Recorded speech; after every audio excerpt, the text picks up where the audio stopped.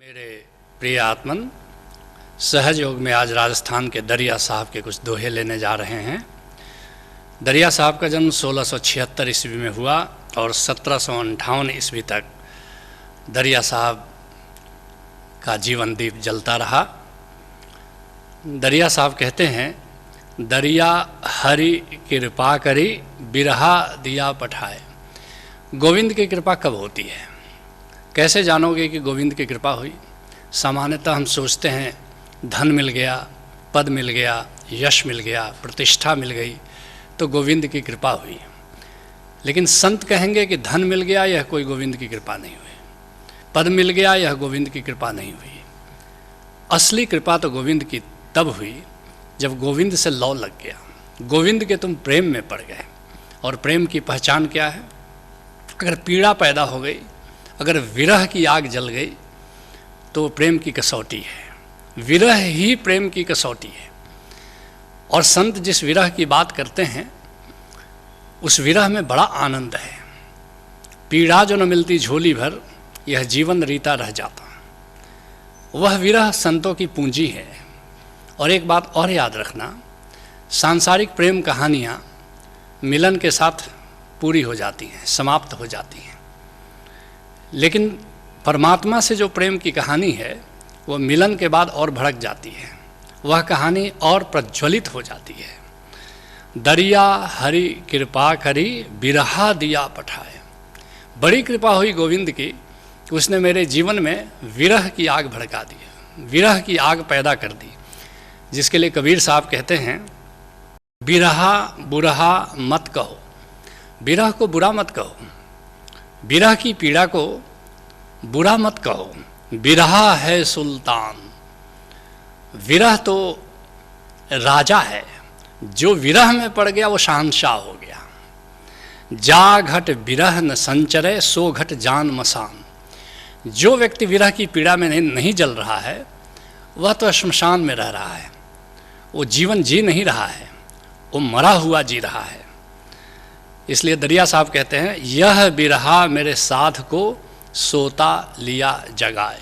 आदमी सो रहा है और जब तक विरह की आग में वो जलता नहीं तब तक वह जागता नहीं। इसलिए ठीक कहते हैं दरिया साहब कि यह बिरहा मेरे साध को, मेरे भीतर जो साधक छिपा था, मेरे भीतर जो संत छिपा था, उसको इस विरह ने जगा लिया। वरना तो मैं मूर्छित ही जीवन जीता, वरना तो मैं सोता ही जीवन जीता। जिसके लिए दरिया साहब एक दूसरी जगह कहते हैं, दरिया सोता सकल जग जागत ना ही कोई।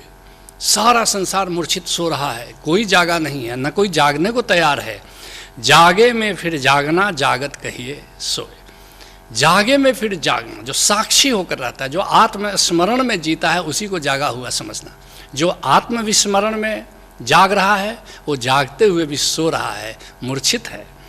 कहते हैं दरिया साहब, रसना सेती उतरा हृदय किया बास। ये सुमिरन का सूत्र दे रहे हैं। कैसे परमात्मा का सुमिरन करना है? जानना है, पहले उस नाम को जान लो, उस ओंकार को जान लो। और एक बार जान लिया तब उसकी याद में, उसकी विरह में जीना है। लेकिन विरह में जीने की कला क्या होगी? पहली बात रसना, पहले कंठ से उसका स्मरण करो, राम, और सारा अस्तित्व गूंज जाना चाहिए। उस राम की याद आ जानी चाहिए जो सारे अस्तित्व में रमण कर रहा है, जिसका संगीत सारे अस्तित्व में गूंज रहा है। तो पहली बात कंठ से उसका सुमिरन करो। लेकिन ये बात बहुत गहरी नहीं जाएगी। इसलिए गहरी कब जाएगी? रसना सेती उतरा हृदय किया बास। अब उसको निराकार में जाकर के स्मरण करो, साक्षी होकर के उसको स्मरण करो, तब बात जरा गहरी जाएगी। जिसके लिए गुरु अर्जुन देव जी कहते हैं, सूची भई रसना नाम कहत गोविंद का। रसना पवित्र हो जाएगी। जैसे ही राम का स्मरण करते हुए राम का उच्चारण करते हो, ऐसे ही तुम्हारी जिह्वा पवित्र हो जाती है। सूची भई रसना नाम कहत गोविंद का, मन तन निर्मल होई है गुरु का जप जपना। लेकिन तुम्हारा मन और तन निर्मल हो जाता है। कैसे निर्मल हो जाता है? गुरु ने जो जप की विधि बताई है, गुरु ने जो नाम स्मरण की विधि बताई है, अगर उसके द्वारा जब निराकार में जाकर मन तन निर्मल हुई है। निर्मल कब होगा? कब मन निर्मल होता है? जब तुम निराकार में चले जाते हो। असली बात है, पहले साकार से स्मरण करो, साकार में स्थित होकर स्मरण करो, सुमिरन करो, और फिर निराकार में जा करके उसका स्मरण करो, साक्षी होकर के उसका स्मरण करो। फिर देखते हो कि वो सुमिरन बड़ा गहरे चला जाता है। दरिया साहब कहते हैं, दरिया बरखा प्रेम की खट ऋतु 12 मास। बड़ी सुमिरन की पैसिव विधि दे रहे हैं, निष्क्रिय विधि दे रहे हैं, स्वकेंद्रित विधि दे रहे हैं। सामान्यतः लोग सुमिरन करते हैं एक्टिव होकर के करते हैं, सक्रिय होकर के करते हैं, परमात्मा केंद्रित होकर के करते हैं। लेकिन दरिया साहब कहते हैं कि अगर चाहते हो कि सुमिरन समाधि बन जाए, सुमिरन गहरा चला जाए, तो जरा पैसिव होकर के करो। कैसे पैसिव होकर के करोगे? उसकी बरसात को अपने ऊपर महसूस करो। अमृतवाणी हर हर तेरी, सुन सुन होए परम गति मेरी। ऐसे सुमिरन करो जैसे तुम्हारे ऊपर परमात्मा की बरसात हो रही है, तुम्हारे ऊपर उस अमृत की बरसात हो रही है। उदाहरण बड़ा सुंदर दे रहे हैं, उपमा देखो, दरिया बरखा प्रेम की। ये नाद जो बरस रहा है, इसको सिर्फ नाद मत समझना। शुद्ध जो प्रेम है वो ओंकार है, या ऐसा कहो ओंकार प्रेम स्वरूप है। उसकी बरसात जो नाद की केवल बरसात नहीं हो रही है, बल्कि परमात्मा के प्रेम की बरसात हो रही है। ऐसे उसका सुमिरन करो। दरिया बरखा प्रेम की खट ऋतु 12 मास, और सदा उसकी बरसात हो रही है। सदा सदा सुबह से शाम तक दिन रात उसकी बरसात में भीगते रहो। जिसके लिए कबीर साहब कहते हैं, प्रेम प्रेम सब कोई कहे, प्रेम न चिन्हे कोय, 8 पहर भी ना रहे, प्रेम कहावे सोए। 8 पहर उसकी विरह में, 8 पहर उसकी बरसात में भीगते रहो। ये सुमिरन का यही सलीका है, सुमिरन का यही तरीका है। कहते हैं दरिया साहब, अमी झरत बिकसत कंवल। और जब वो बरसात होती है, उस अमृत की बरसात होती है, तब कैसा होता है? अमी झरत। वो केवल मामूली बरसात नहीं है, वो प्रेम की बरसात है, उसके अमृत की बरसात है। और ऐसा उसको सुनो जैसे अमृत की बारिश हो रही है। अमृतवाणी हर हर तेरी, सुन सुन होए परम गत मेरी। और फिर क्या होता है? बिकसत कंवल। ये साधना के गहरे से गहरा सूत्र समझ लेना। सुरति और निरति, ये साधना के 2 हैं। सुरति का अर्थ है परमात्मा के श्रव्य रूप को महसूस करना, स्मरण करना। निरति का अर्थ है परमात्मा के दृश्य रूप को महसूस करना। उसी की ओर इशारा। अमी झरत, यह परमात्मा के श्रव्य रूप की ओर इशारा है, उसका सुमिरन करो।